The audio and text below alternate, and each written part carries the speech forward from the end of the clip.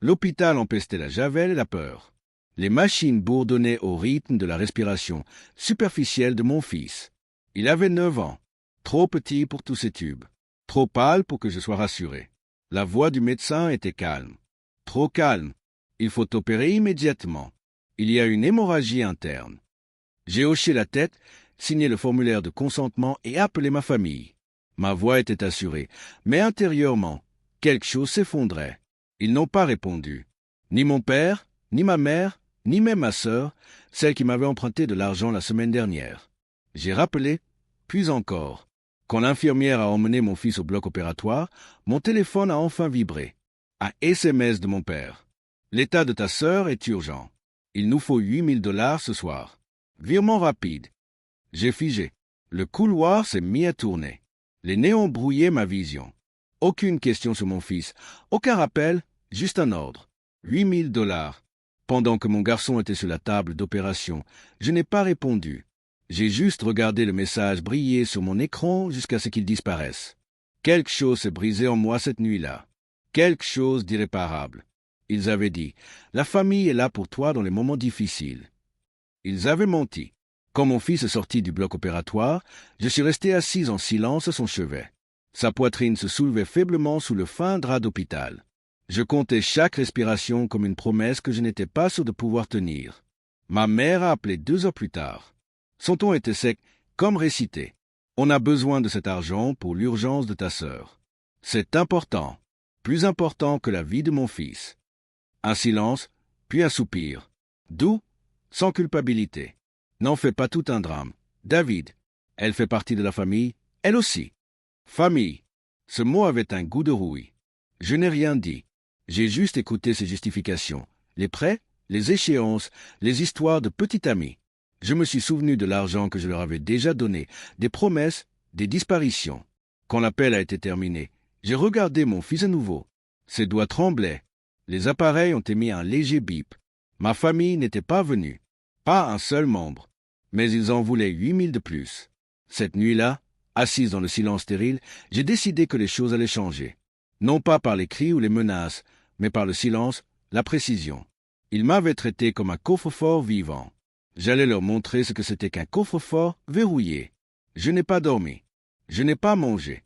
J'ai juste regardé mon fils se rétablir et je les ai vus s'agiter. Les messages ont afflué le lendemain. Mon père a appelé, puis ma sœur, puis ma mère. Leurs voix se mêlaient en un brouhaha. Urgent, injuste, impitoyable. Ils voulaient que je transfère de l'argent via notre compte joint. J'ai vérifié les transactions. Mon père avait utilisé mon fonds fiduciaire comme garantie pour un prêt des mois auparavant. La carte de ma sœur était liée à la mienne pour les urgences. Urgence. Quel mot vague. J'ai ouvert mon ordinateur portable à la cafétéria de l'hôpital et j'ai commencé à manipuler les chiffres, calmement, méthodiquement. Accès au compte, autorisation, blocage. Chaque ligne de code, chaque réinitialisation de mot de passe, chaque annulation de transaction était une façon de respirer. J'étais calme, parfaitement calme. Ils avaient bâti leur confort sur ma culpabilité. Ma générosité s'était muée en droit acquis. Alors, j'ai commencé à couper court à leurs affaires. À minuit, leur compte était bloqué. À 2 heures du matin, la carte professionnelle de mon père a été refusée.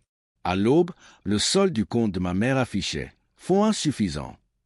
Assise près de mon fils endormi, je regardais le soleil se lever filtré à travers les persiennes et j'éprouvais une sorte de paix intérieure. Ce n'était pas de la joie, c'était du contrôle. Mon téléphone a sonné à 6h14. Le nom de mon père s'est affiché. J'ai répondu. Sa voix était empreinte de fureur, mêlée d'incrédulité. « Qu'as-tu fait ? Les comptes sont gelés. Tu es folle ?» J'ai marqué une pause avant de répondre. Mon ton était calme, presque détaché. Je protégeais. « Qu'est-ce qui m'appartient ?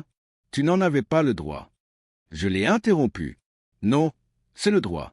Tu as abusé de ma confiance sans me demander mon avis. Tu as transformé mes économies en filet de sécurité. Tu m'as fait payer pour le chaos ambiant. » Silence. Puis, le son de sa voix lorsqu'il a compris que je savais tout. J'ai imaginé son visage, la mâchoire serrée, les yeux fuyants, la fierté brisée. Je n'ai pas crié. Ce n'était pas nécessaire. Mon fils a failli mourir la nuit dernière. J'ai dit, tu ne t'es même pas demandé comment il allait. Un autre silence, puis un murmure à peine audible. Nous ne savions pas que c'était si grave. J'ai raccroché. La vérité n'était plus une question d'argent. Il s'agissait de ce qui comptait pour eux, et je n'en faisais jamais partie. À midi, j'ai envoyé un message à la conversation de groupe familial. Tous les comptes à mon nom sont définitivement fermés. Mon avocat vous contactera si vous tentez d'y accéder à nouveau. Prenez soin de vous. Pas de colère, pas d'explication.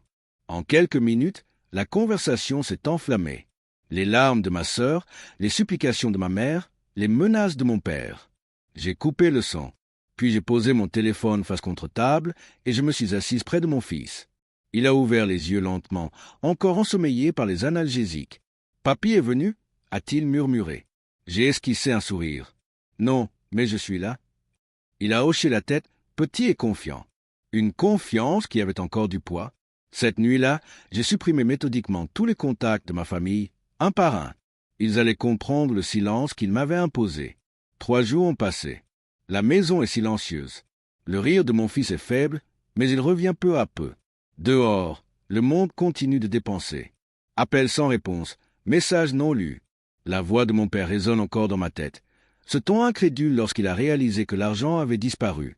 Ce n'était pas de la vengeance, pas vraiment. C'était un retour à la normale. Ils ont pris jusqu'à ce que je sois à sec. Alors, j'ai fermé les yeux.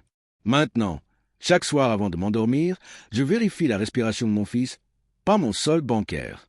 Et quand le téléphone sonne, je laisse sonner, car certaines choses valent mieux rester figées.